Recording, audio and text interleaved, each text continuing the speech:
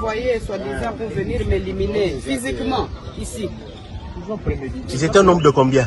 Bon, je ne sais pas estimer ils étaient un nombre de combien, mais ils étaient très nombreux. Les images, les quelques images qui ont été prises vers la fin, quand ils ont commencé à les maîtriser.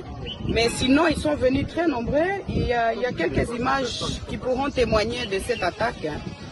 Et ils ont voulu commencer à jeter des cocktails pour d'abord brûler tous les véhicules qui se retrouvent ici à l'extérieur de la parcelle.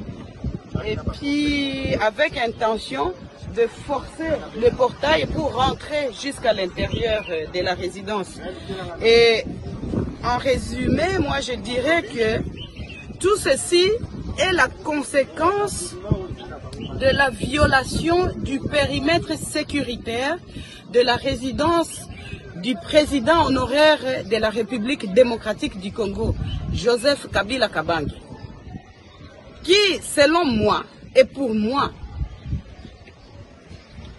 est et restera le père de la démocratie de ce beau et grand pays, la République démocratique du Congo. Nous allons résister parce que nous sommes dans notre pays. Nous sommes nés ici, au Congo. Nous avons grandi ici. Nous avons étudié ici.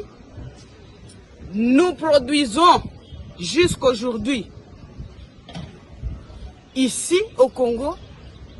Je ne sais pas si c'est ce genre de bandits qui peuvent nous convaincre d'abandonner notre pays et notre population. Non. J'interpelle le président de la République actuel. J'interpelle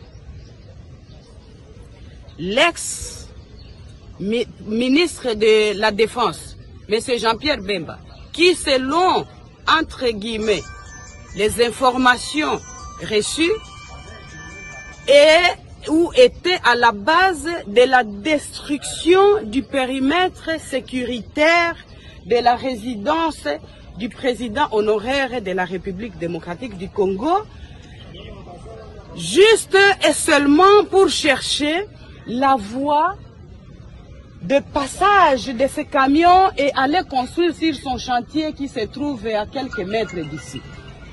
Vous voyez maintenant les résultats de ce que vous avez cherché. Vous êtes content.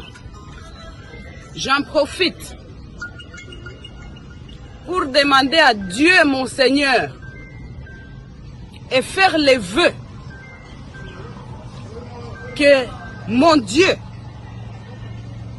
tous ceux qui veulent du mal à mon mari, à sa famille biologique, à ses enfants, sa famille politique, et de surcroît au peuple congolais, parce que le président Joseph a beaucoup de gens qui espèrent en lui. Je vous demande, Seigneur, dans votre justice, de vous en occuper, parce que il a mal fait de rendre certains importants.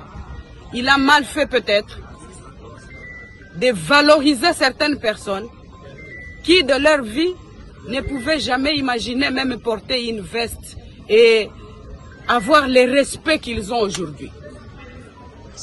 Je suis personnellement contrarié et choqué.